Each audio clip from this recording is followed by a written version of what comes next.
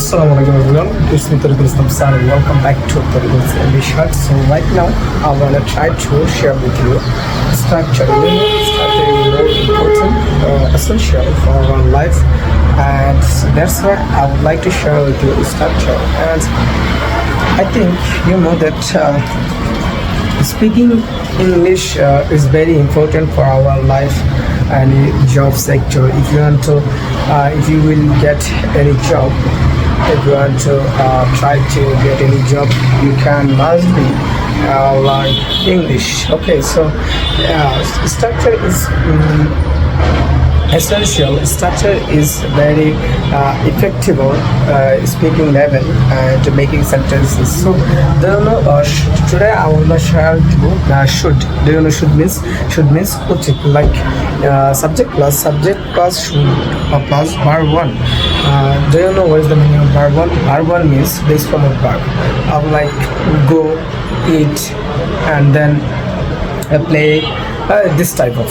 So suppose if I create a sentence about subject plus should plus verb one, it will be like I take one subject, I should go আমার যাওয়া উচিত, I should go playground,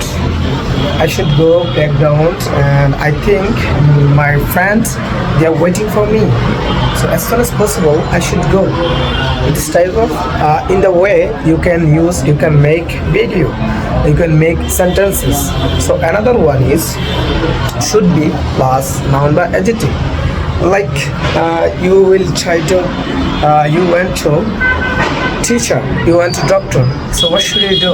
What should you do? How you make sentence, like I should be a teacher, I should be a doctor, I should be a pilot. If you are